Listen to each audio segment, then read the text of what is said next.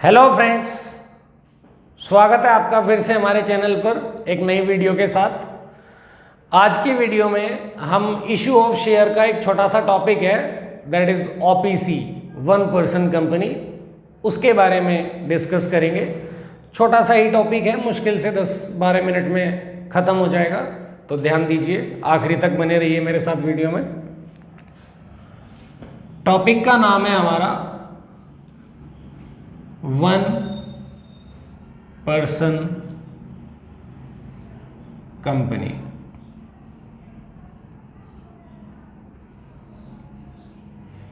That is OPC. अब जैसा नाम को देख करके लग रहा है कि यहां पर एक ही पर्सन होता होगा और कंपनी फॉर्म हो जाती होगी, तो बच्चों को डाउट आता है कि ये तो सोल प्रोप्राइटरशिप है। सोल प्रोप्राइटरशिप में होता था ऐसा तो कि एक ही पर्सन जब बिजनेस स्टार्ट करे तो उसे क्या कहेंगे, सोल प्रोप्राइटरशिप कहेंगे। ये कंपनी कहाँ से आ गई? तो सोल प्रोप्राइटरशिप की ही कुछ कमियों के कारण ये ओपीसी का कॉन्सेप्ट आया है। तो डिस्कस कर लेते हैं कि companies form of business organisation कैसे डिफरेंट है सोल प्रोप्राइटरशिप से। जैसा हमने पढ़ा हुआ है कि सोल प्रोप्राइटरशिप में रजिस्ट्रेशन कंपलसरी नहीं है, बट कंपनी में हमने पढ़ा हुआ है कि रजिस्ट्रेशन कंपलसरी है। तो जो चीज़ रजिस्टर्ड होगी उस पे पब्लिक का फेथ ज़्यादा होगा। जैसा हमने पढ़ा हुआ है कि सोल प्रोप्राइटरशिप में बहुत सारे लॉज एप्लीकेबल होते ही नहीं हैं, मतलब कंप्लायंस ऑफ लॉ बहुत ही नाम मात्र है। बिल्कुल ऐसा नहीं है कि बहुत सारे लॉज उन पे एप्लीकेबल होते हैं, बट कंपनीज पे होते हैं, तो थोड़ा और ढंग से काम करेंगे ये, क्योंकि लॉज एप्लीकेबल है। जैसा हमको पता है कि सोल प्रोप्राइटरशिप के जो अकाउंट्स हैं, जो भी उनकी फाइनेंशियल स्टेटमेंट है, अकाउंट्स हैं, वो प्रेजेंट नहीं होते पब्लिक के सामने कहीं, बट कंपनीज में हर चीज़ डिस्क्लोज की हुई होती है। तो पब्लिक का जो फेथ है वो company form of business organisation पे ज़्यादा है as compare to sole proprietorship. इसलिए सोल प्रोप्राइटरशिप का आप एक ऑल्टरनेट ही समझ सकते हैं ओपीसी को, कि अकेला बंदा ही कंपनी फॉर्म कर सकता है। एक और रीज़न हो सकता है कंपनी फॉर्म करने का ओपीसी में, कि एक ही पर्सन से कंपनी कैसे स्टार्ट हो गई, उसका एक और कारण हो सकता है। जैसा हमने पढ़ा है कि प्राइवेट कंपनी में मिनिमम 2 मेंबर्स की रिक्वायरमेंट होती है, मिनिमम 2 मेंबर्स की रिक्वायरमेंट होती है कंपनी स्टार्ट करने के लिए। अब एक मेंबर, सपोज आप खुद हैं जो कंपनी स्टार्ट करना चाहते हैं, दूसरा मेंबर आपको कोई लग ही नहीं रहा है कि आपके साथ में काम करे, तो आप क्या करते हैं, सिर्फ फॉर्मेलिटीज़ पूरी करने के लिए, लीगल फॉर्मेलिटीज़, प्रोसीजर फुलफिल करने के लिए आप किसी दूसरे बंदे को पकड़ लेते हैं, सिर्फ साइनिंग अथॉरिटी के लिए। बस एक्टिव आप ही हैं, सिर्फ पेपर्स में 2 मेंबर्स हैं, ताकि आपकी कंपनी फॉर्म हो सके। ऐसा आपने इसलिए किया है। तो इस चीज़ के लिए भी ओपीसी ही बेटर रहेगी कि आपको दूसरा बंदा ढूंढना ही नहीं पड़ेगा फॉर्मेलिटी करने के लिए, आप अकेले ही अब कंपनी रन कर सकते हैं। तो इन 2 कारणों की वजह से आप समझ सकते हैं कि ओपीसी फॉर्म किया जाता है। तो एक एक करके पॉइंट्स देखते हैं ओपीसी के हम। As the name suggest one person,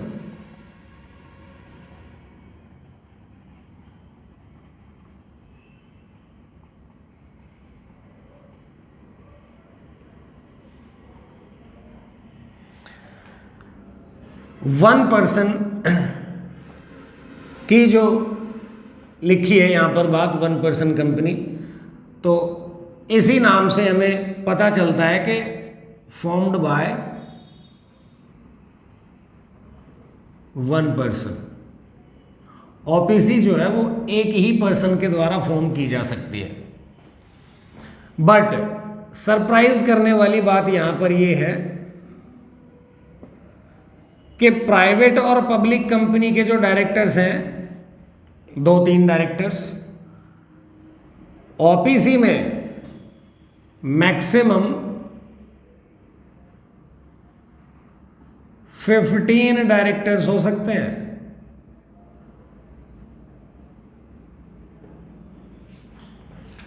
तो ये हमने जाना नाम के हिसाब से कि ओपीसी 1 पर्सन कंपनी है, इसका मतलब कोई एक पर्सन के द्वारा ही ओपीसी फॉर्म कर ली जाती होगी। जैसे हर कंपनी में डायरेक्टर्स होते हैं, प्राइवेट कंपनी में 2, पब्लिक में 3, ऐसे यहां पर नंबर ऑफ डायरेक्टर्स मैक्सिमम 15 हो सकते हैं। अब है तो ये कंपनी ही, तो इसमें जो भी कंपनी के फीचर्स रहते होंगे, जो भी कंपनी इसमें क्वालिटीज रहती होंगी, वो सारी रहती होंगी यहाँ पर। अगर आपको कंपनी के फीचर्स ही अभी तक नहीं पता है तो मैं अपनी कंपनी के फीचर्स की और डेफिनेशन की वीडियो का लिंक डिस्क्रिप्शन में दे दूंगा। आप वहाँ पे जाकर पहले कंपनी के फीचर्स देखिएगा, उसके बाद ओपीसी पे आइएगा। तो कंपनी में एक फीचर है that is perpetual succession.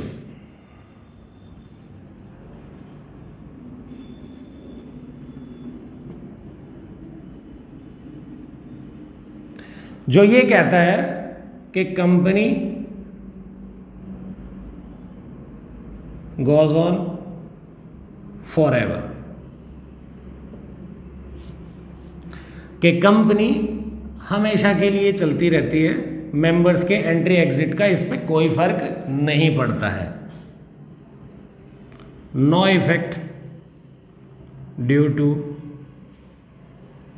Entry and exit of members.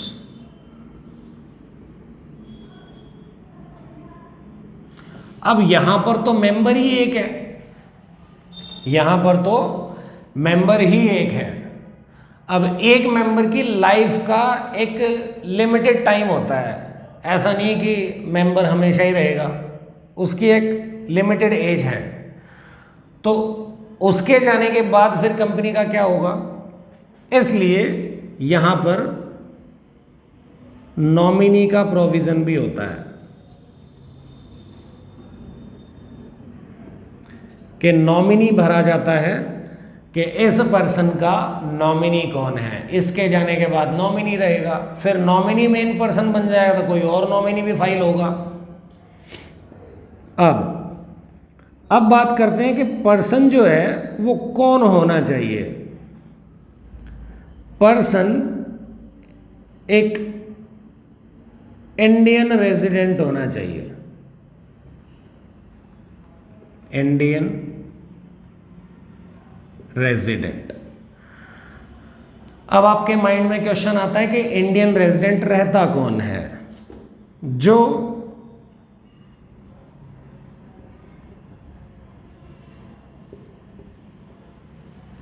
एक साल के अंदर 182 डेज और मोर इंडिया में रहा हो, उसे आप रेजिडेंट कह दोगे। ऐसा पर्सन जो इंडिया में रहा है मोर देन 182 डेज और मोर इंडिया में रहा हो, उसे हम कह देंगे कि ये इंडियन रेजिडेंट है। और क्या क्या कंडीशंस हैं पर्सन के ऊपर, जो भी पर्सन ओपीसी फॉर्म करेगा can not be a member of another OPC. इसको आप ये भी कह सकते हो कि a person can not form more than one OPC, कि एक पर्सन एक से ज्यादा ओपीसी का मेंबर नहीं हो सकता, या एक पर्सन एक से ज्यादा ओपीसी नहीं खोल सकता। ऐसा नहीं कि एक ही पर्सन ने 4 ओपीसी चला रखे हैं। ये एक पर्सन की कंडीशंस हैं ओपीसी के अंदर, कि एक पर्सन इंडियन रेजिडेंट होना चाहिए जो ओपीसी रन कर रहा हो। इंडियन रेजिडेंट कौन रहेगा? जो 182 डेज और मोर इंडिया में रहा है, और एक ओपीसी में एक पर्सन के द्वारा एक ही ओपीसी चलाई जानी चाहिए। अब पॉइंट आता है कि नॉमिनी की कंडीशंस क्या हैं। तो नॉमिनी की conditions same as main person है।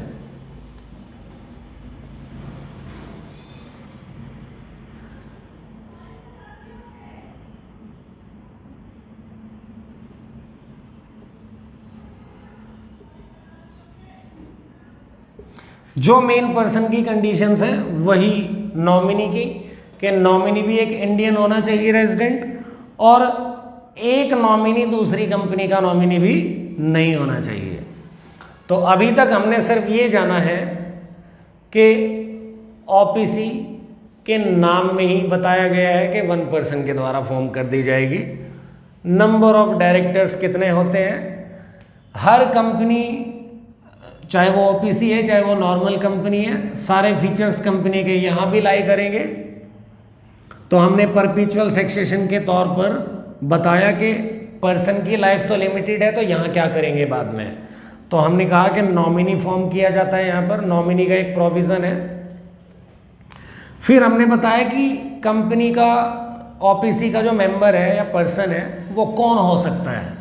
तो वो इंडियन रेजिडेंट होना चाहिए। इंडियन रेजिडेंट क्या होता है ये बताया हमने, और एक पर्सन एक से ज़्यादा ओपीसी फॉर्म नहीं कर सकता है। तो आपको स्क्रीनशॉट लेना है तो ले लीजिए, फिर हम आगे चलते हैं।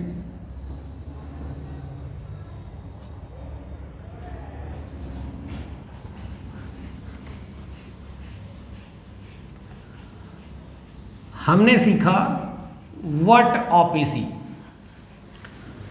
और व्हाई ओपीसी। हमने आपसे स्टार्टिंग में ही बताया, वीडियो के स्टार्टिंग में, कि कुछ सोल प्रोप्राइटरशिप की कमियां हैं, इसलिए ओपीसी को आप एक ऑल्टरनेट कह सकते हो सोल प्रोप्राइटरशिप का। तो व्हाई ओपीसी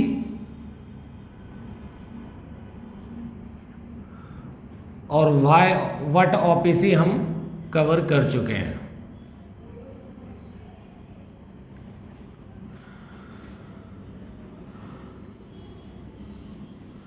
जो भी सोल प्रोप्राइटरशिप की कमियां थी, और हमने कहा था कि पार्टनरशिप की प्राइवेट कंपनी की जो कंडीशंस हैं उनको नाम मात्र के लिए फुलफिल करने के लिए बंदा सेकंड पर्सन ढूंढता है, तो वो काम करने ही नहीं पड़ेंगे अगर ओपीसी फॉर्म कर लेता है तो, क्योंकि ये एक मेंबर से ही स्टार्ट है। अब लास्ट पॉइंट है हमारा conversion of OPC to private और पब्लिक कंपनी, के एक ओपीसी जो है वो प्राइवेट या पब्लिक कंपनी में कब कन्वर्ट करनी पड़ सकती है। तो 2 पॉइंट्स करेंगे हम यहाँ पर। या तो आपका कन्वर्जन जो है वो वॉलंटरी हो। अब वॉलंटरी की कोई कंडीशन नहीं, अपनी इच्छा से आप जब चाहें जब कन्वर्ट कर सकते हैं। बट अगर आपका कन्वर्जन कंपल्सरी है तो क्या कंडीशंस हो सकती हैं कंपल्सरी कन्वर्जन की? Conversion of OPC into private और पब्लिक एंटरप्राइज। अगर आपका पेड अप कैपिटल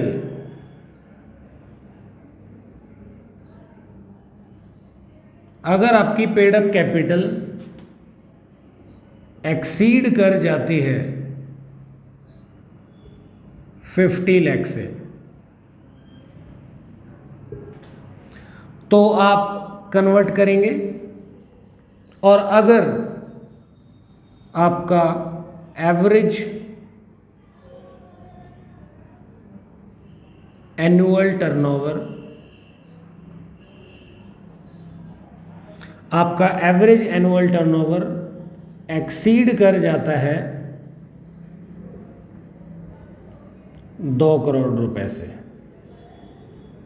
तो आप ओपीसी को प्राइवेट या पब्लिक कंपनी में कन्वर्ट करेंगे। हमने यहाँ पर वर्ड यूज़ किया है एवरेज एनुअल टर्नओवर, सिर्फ एनुअल टर्नओवर नहीं, अगर इसका मतलब है यहाँ पर कि अगर 1 साल का ही टर्नओवर की बात हो रही होती यहाँ पर, तो एवरेज वर्ड यूज़ ना करता, ओनली एनुअल टर्नओवर लिख देता। एवरेज एनुअल टर्नओवर का मतलब है कि 3 साल का अगर एवरेज लें, तो अगर आपका एवरेज एनुअल टर्नओवर 2 करोड़ से ऊपर आता है, तो आपको आपकी ओपीसी को कन्वर्ट करना पड़ेगा प्राइवेट या पब्लिक कंपनी में। उसके बाद लास्ट पॉइंट है हमारा नेम ऑफ ओपीसी।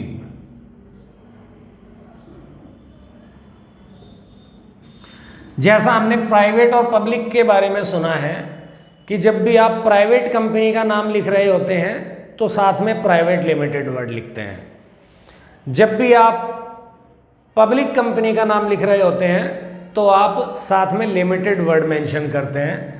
तो ऐसे ही अगर आप ओपीसी का नाम लिख रहे होंगे कोई भी, तो साथ में ओपीसी लिखेंगे। उम्मीद है आपको topic in all respect clear हुआ होगा। हमने मुश्किल से 2-3 पॉइंट्स ही पढ़े हैं कि ओपीसी क्या होती है, एक पर्सन के द्वारा फॉर्म की जाती है तो वो पर्सन कौन होना चाहिए, उस पर्सन की क्या क्या कंडीशंस हैं, 2-3 कंडीशंस हमने पढ़ी कि रेजिडेंट होना चाहिए इंडियन और एक से ज़्यादा ओपीसी का मेंबर नहीं होना चाहिए। फिर हमने पढ़ा कि पर्सन की लाइफ तो लिमिटेड है, तो उसके मरने के बाद क्या करेंगे, तो यहाँ पर एक नॉमिनी का क्लॉज भी होता है। फिर उसके बाद नॉमिनी मेन मेंबर बन जाएगा, तो नॉमिनी की कंडीशंस क्या क्या होनी चाहिए, जो मेन पर्सन की कंडीशंस हैं इंडियन रेजिडेंट वगैरह, वही नॉमिनी वाली कंडीशंस है। फिर हमने पढ़ा कि वाई ओपीसी, तो हमने सोल प्रोप्राइटरशिप से कंपेयर किया कि वहाँ पर ना तो लीगल फॉर्मेलिटीज़ इतनी होती है, ना रजिस्ट्रेशन रहता है, तो पब्लिक का फेथ इतना होता नहीं है सोल प्रोप्राइटरशिप पे। कंपनी में ये सारी क्वालिटीज़ होती हैं, इसलिए ओपीसी बेटर है सोल प्रोप्राइटरशिप से। एक रीज़न हमने पढ़ा कि प्राइवेट कंपनी में फॉर्म करने के लिए मिनिमम 2 मेंबर्स होते हैं, तो अगर किसी की इच्छा कंपनी फॉर्म करने की होती है तो वो दूसरा मेंबर फालतू में सिर्फ लीगल फॉर्मेलिटीज़ को फुलफिल करने के लिए ही लाता है बस, तो वो काम भी यहाँ पर नहीं करना पड़ेगा, अकेला बंदा ही ओपीसी चला पाएगा, कंपनी चला पाएगा।